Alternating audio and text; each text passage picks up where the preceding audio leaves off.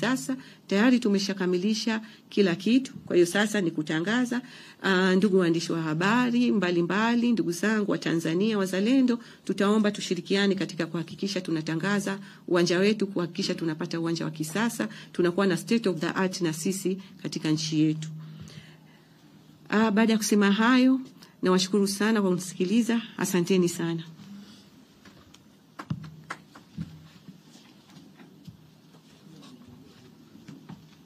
Asante sana Bi Latifa Salum, Bi Latifa Hamis, mkurugenzi mkuu wa mamlaka ya maendeleo ya biashara TanTrade, kwa wasilisho lako ambalo Watanzania wanaofuatilia bila shaka watakuwa na baadhi ya maswali ambayo yataulizwa kwa niaba yao na waandishi wa habari walioko hapa. Au hakuna maswali? Karibuni.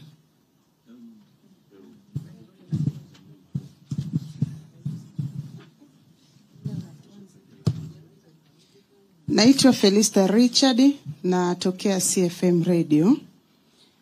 Swali langu linahusu tafiti za masoko ambazo mmekuwa mkizifanya. Naomba kufahamu mnazifanyaje hizi tafiti, lakini pia zimewasaidiaje hawa wafanyabiashara kuwa na masoko yenye uhakika kupitia biashara ambazo wanazifanya. Lakini jingine hili si kwa umuhimu sana, umetuambia kuhusu gharama hapa, kuhusu kufanyia matengenezo uwanja wa maonyesho. Ningependa kufahamu gharama zikoje kwenye hili eneo. Asante. Mimi naitwa Amida Ramazani na andikia Matukio Daima. Ningependa kufahamu mnatumia mbinu zipi kuhamasisha vijana kuanzisha biashara?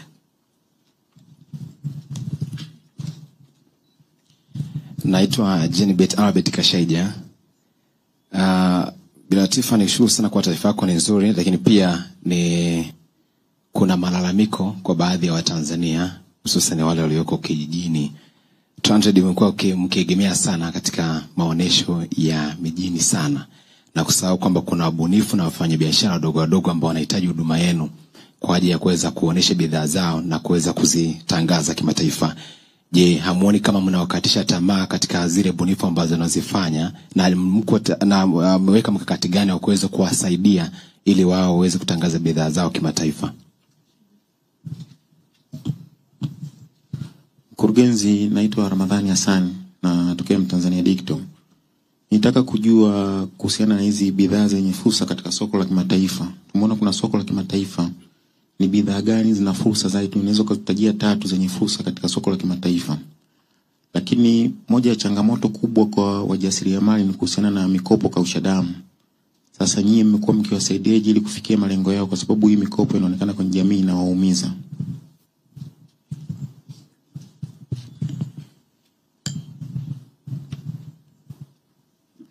Naitwa Danson Kejage, niko mwanahalisi online na Raia Mwema. Mimi nataka kujua katika masoko haya ambao mnayafanyia utafiti au kutafuta masoko kwa wafanyabiashara. Na umetuelezea masuala ya mboga mboga kwamba yamechukua nafasi kubwa. Lakini mnakabiliana vipi na changamoto kwa hivi sasa? Kuna watu wengi wanalima mboga mboga kwa wanatumia madawa mengi, na kwenye masuala mazima, kwa mfano ufugaji wa kuku, wanatumia madawa mengi ambayo wakati mwingine hayafai kwa afya ya binadamu. Hayo mnakabiliana nayo vipi, lakini pia mnatoaje elimu ili angalau basi masoko hayo yaweze kuwa sawa? Asante. Mimi naitwa Sakina Abdul Masudi kutoka Uhuru FM. Mimi naomba nifahamu mchakato wa kumpata mshindi aliyebuni nembo ya utambulisho wa bidhaa za Tanzania, yani made in Tanzania, umefikia wapi? Na kwa kiasi gani unadhani kwamba utambulisho huo utaitangaza Tanzania pamoja na bidhaa zake? Naitwa Richard Mwekenda wa blog ya Taifa Sehemu na kamanda wa Matukio Online TV. Kilimo ni uti wa mgongo na kinachangia asilimia kubwa pato la taifa. Lakini mimi nitaenda kwenye zao moja la parachichi ambao limebuka hivi karibuni. Je, mna mkakati gani wa kuhakikisha linapata masoko ya uhakika?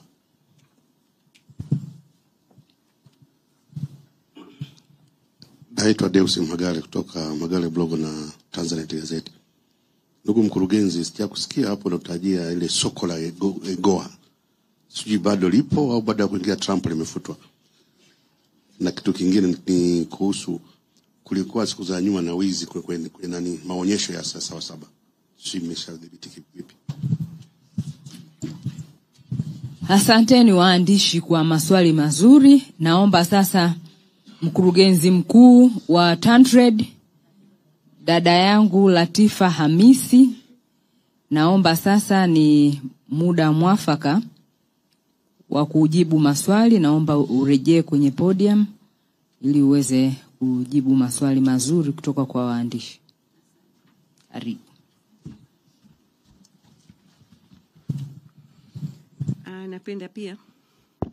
Napenda nitoe shukrani zangu kwa dhati kwa maswala mazuri yaliyoenda shule. Inaonekana ndugu zangu waandishi mnasoma sana.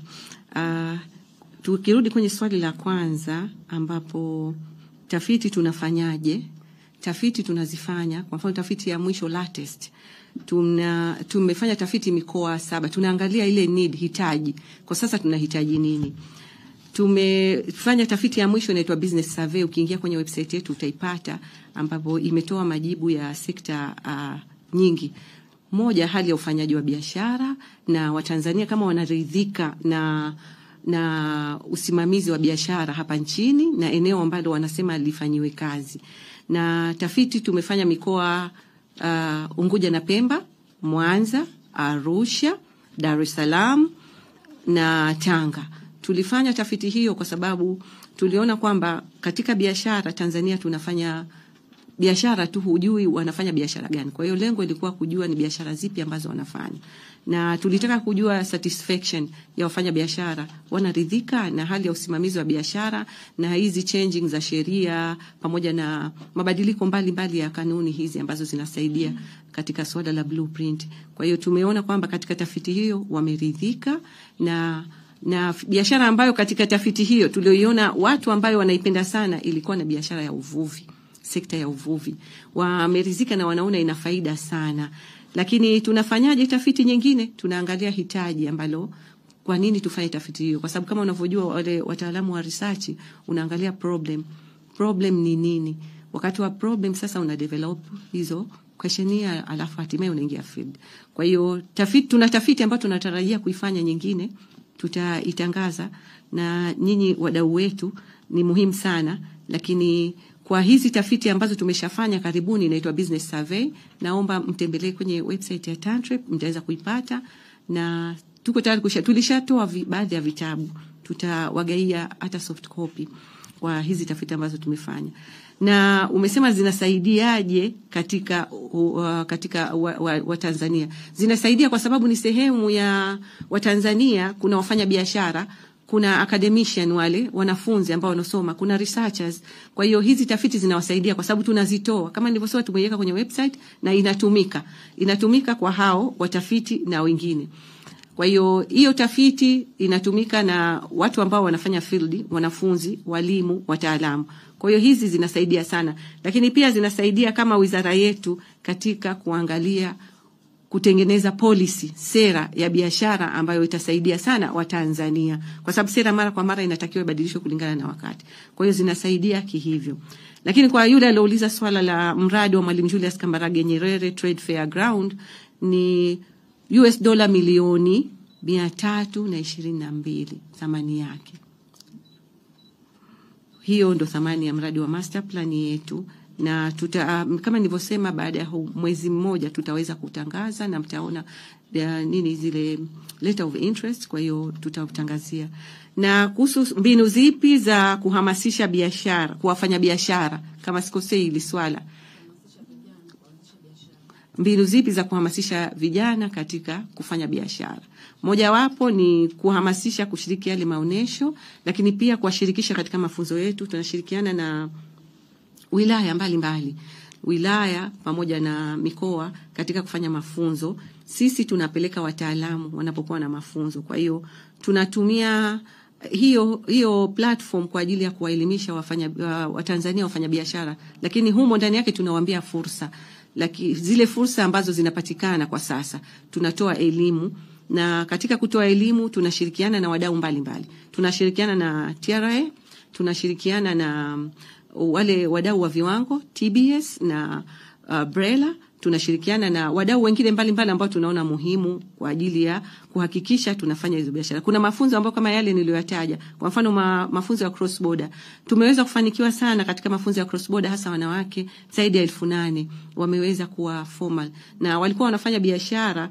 Na hawa wanawake ni watu wazima na vijana wengi tu, kama mnavyowashuhudia, kama wengine waliobahatika kutembea mipakani, mtaona kina mama wengi wana bidhaa ambazo wanauza, lakini katika kuuza wanasema informal, anauza ikisha kesho mtaji hana, baada ya wiki mtaji hana. Kwa hiyo tumewaformalize na wameongezeka, wamekuwa wengi, lakini up to date data bado. Ni mradi huu ambao tunaenda kufufua, tumeona umeleta faida, na ushauri ambao tumetoa mule ndo muamko, na vile vituo ambavyo mnaviona vya mipakani vinaitwa OSBP.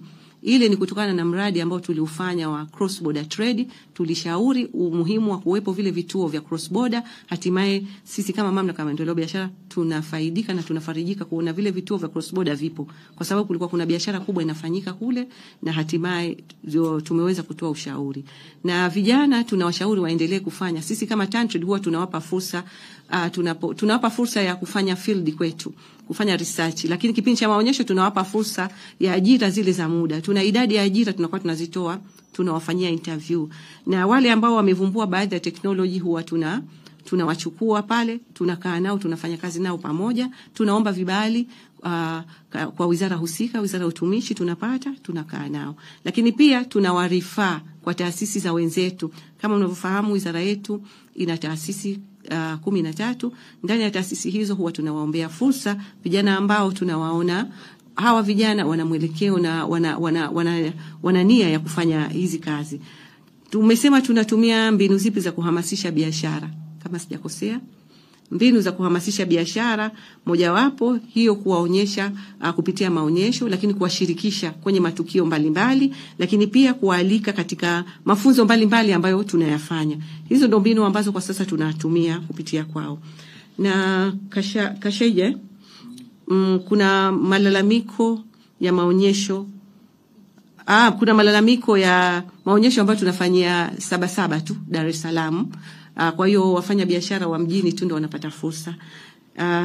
Hii kuna baadhi ya mikoa inafanya maonyesho, kwa mfano mkoa wa Pwani. Hii tumeanza kushirikiana nao wale ambao mikoa ambayo inafanya haya maonyesho. Lakini kwa wale wenye fursa kupitia mikoa, tunatoa nafasi kwa wale bunifu mbalimbali. Kuna vijana ambao walibuni kutengeneza mazao, tuliwapa fursa ya kuwapa mabanda katika eneo la maonyesho waweze kujitangaza. Kama hao tunakuwa tunawapa fursa, inakuwa sehemu yetu kama ya CSR ya taasisi. Mamlaka ina sehemu ya CSR ambapo tunawatafuta vijana ambao tumeona wamefanya bidhaa nzuri, kutumia ile platform yetu kuwatangaza, na ndani ya maonyesho wanapata fursa, na ni sehemu ambayo hawakosi cha kuuza na wanapata tija ndani ya maonyesho. Kwa hiyo wanaonekana na wanaendelea. Kuna vijana walibuni mifumo, wanapaka 9, mwaka jana tuliwapa nafasi, na kuna wengine walikuwa 13, tuliwapa fursa katika maonyesho ya viwanda, na tunaendelea kuwapa fursa. Kwa hiyo kupitia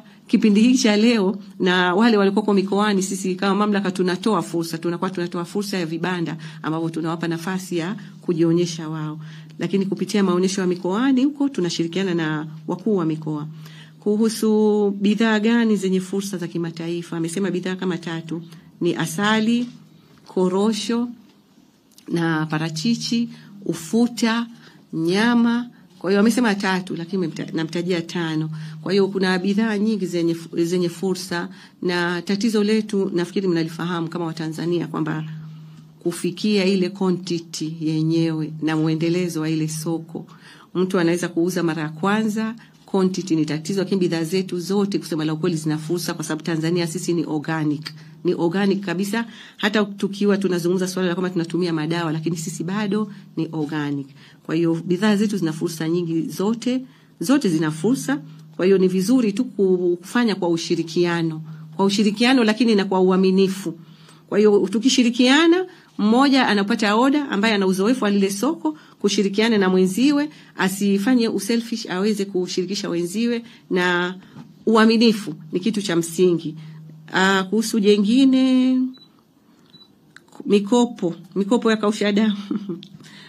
Mikopo ya kausha damu, kweli mikopo ya kausha damu ipo, na hii ni kutokana na kukua kwa teknolojia. Unajua kuna information nyingi na teknolojia imesababisha watu wengi waingie. Sasa hivi Tanzania tumechanganyika na watu mbalimbali hapa ambao wanachanganyana na Watanzania wenzetu. Sasa Watanzania wenzetu na wao sasa wanasaidiana na wale. Kwa hiyo imekuwa ni kitu ambacho sisi tunachokifanya. Tunajitahidi kutoa elimu na vyombo mbalimbali husika, mamlaka mbalimbali. Kwa mfano utashuhudia TCRA anakuambia usikubali kutoa namba yako kwa NIDA, pia anakupa masuala ya benki. Tunapata message mbalimbali kwenye simu zetu. Kwa hiyo hii tunajitahidi, kila taasisi kwa upande wake ina mkakati wa kuhakikisha tunajitahidi kuepusha masuala haya ambayo yaloingia ya mikopo iliyokuwa sio ya uaminifu. Hata karibuni BOT tulisikia kuna tangazo wamelitoa. Kuna tangazo nilibahatika kulisikia, wanasema upatu ni haramu. Wanasema upatu ni haramu, ni sehemu hii ya kausha damu. Wanasema kwa sababu imekuwa ishakuwa mengi. Ni kweli. Kwa hiyo kila taasisi, kila mamlaka ina mkakati wa kufanya kwa ajili ya kutoa elimu kwa ajili ya hii. Sisi kwa upande wetu tunakuwa tuna eneo letu la masuala ya matukio.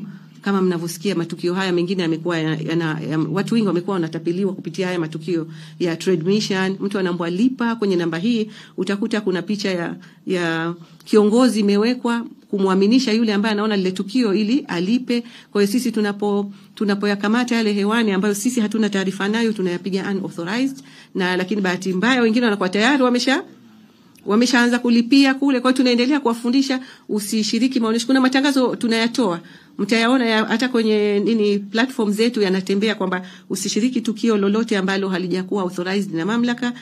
Kwa taarifa zaidi piga namba hiyo hapo. Kwa hiyo kidogo sasa hivi yamepungua kidogo, na tunajitahidi kuunda mbinu ambazo zitasaidia kwa nusuru wa Tanzania kuweza kutapeliwa kwenye kupitia haya masuala ya trade mission. Na katika tafiti nyingine kulikuwa kuna swala la madawa, swala la changamoto la madawa. Wizara husika, hii Wizara ya Kilimo, ina vitengo vyake na ina miradi mingi ambayo inasimamia kwa ajili ya kuliangalia swala la ufugaji wa madawa, na ninaamini wako makini sana katika hili kwa sababu tuna protect bidhaa zetu za Tanzania. Kuhusu Made in Tanzania logo, Made in Tanzania tumeshatangaza washindi 3, na ndani ya maonesho ya Sabasaba tukijaliwa tutakuwa na logo yetu ya Made in Tanzania. Hiyo ndo Made in Tanzania, ambapo hii ni platform muhimu, na kushukuru sana uliouliza swala hili kwamba hii ni logo yetu uzalendo, na hii nafasi namshukuru Mwenyezi Mungu kunipa leo na aloliuliza. Mwenyezi Mungu ambarik, kwamba ndugu zangu wa Tanzania, hii Made in Tanzania ni yetu. Hata wewe sasa popote unapokwenda, Made in Tanzania ni yako. Ile logo itakapotolewa ni yako kuibeba. Wenzetu unaona anapokwenda kwenye shelf supermarket, anaangalia bidhaa na kwamba mimi nataka bidhaa fulani, tafikiri wanayo wakati sisi ndo tunazo zaidi. Anakwenda anaangalia, anasema nataka bidhaa fulani, as if they have everything. Kwa hiyo akisha kuangalia hamna ile ya kwao, anachupia ile ya kwingine. Sasa hii Made in Tanzania ni kampeni yetu sote, kampeni ya uzalendo, nunua cha kwetu, jenga Tanzania. Na hii tutaitangaza rasmi kipindi cha Sabasaba, ambapo itazinduliwa rasmi, na tumeshapata 3 bora. Na hiyo Made in Tanzania sasa napenda kusisitiza kwamba Made in Tanzania ni ya kwetu. Kama tunavyotambua bendera yetu tukiiona sehemu yoyote, basi na hii Made in Tanzania tutaitambua tunapokwenda popote, na ni ya kwetu, ya bidhaa zetu. Swala la parachichi, wanasema kuna mkakati gani? Kuna mkakati maalum Wizara ya Kilimo, huu sitaki kusemea kwa sababu sio wa wizarani kwetu, lakini upo mkakati maalum wa parachichi ya Tanzania umewekwa na unaendelea kupitia taasisi ya SAGOT, na ufahamu wanaofanyia kazi na TAHA wanafanyia kazi mkakati wa parachichi na wanaendelea nao. Swala la soko la AGOA lipo bado, lakini kama unavyofahamu, kama biashara ilivyo, kila mtu anaangalia fursa ile ambayo inampa faida sana. Sasa sisi wa Tanzania labda huko tumeona faida ndogo, na wenyewe wa Tanzania ndio waamuzi. Kwa hiyo wanaona kwamba sisi tuna concentrate UAE, Middle East, tuna concentrate Africa kwenye SATA, tuna concentrate Kenya, kule mbali labda kule kuna distance ya kwenda kule na masharti yale. Kwa hiyo mfanyabiashara ana make decision, ngoja ni concentrate huku, lakini bado lipo. na wapo wanaosafirisha bidhaa huku kwenye soko la AGOA, lakini sio wengi kama wale ambao kwenye fursa za Middle East huku na Asia na Afrika. Kwa hiyo hili bado lipo, lakini kuhusu swala la wizi wa Sabasaba tunaendelea kuboresha, kuimarisha ulinzi. Tumeongeza CCTV kama mwaka juzi mlishuhudia kuna mtu alifanywa tukio ndani ya banda lake, kamera zilimuona. Mara hii tunashukuru, na nafikiri nyinyi wenyewe mmeshuhudia, tumerudisha simu 37 zilirudishwa, simu zilizoibiwa, na intelligence kubwa sana inafanyika pale, na vibaka wamekamatwa na wamefuatwa, na simu ni vibaka na vibaka wenzao pale walikuwa wanadili. Kwa hiyo ni mbinu ambazo zimetumika na simu zimerudishwa. Kuna mwingine alichukuliwa begi lake na pasipoti, lakini lilirudishwa pasipoti, begi na pesa. Kwa hiyo ni intelligence ambayo imeimarishwa na tunaendelea kuimarisha, na tunaimarisha CCTV tumeongeza na tutaendelea kuongeza. Kwa hiyo kwa upande wa ulinzi wa hayo maonesho yetu tumeimarisha. Tunawasihi wananchi wasiwe na shaka. Baada ya kusema hayo, nawashukuru sana. Mungu ibariki Tanzania.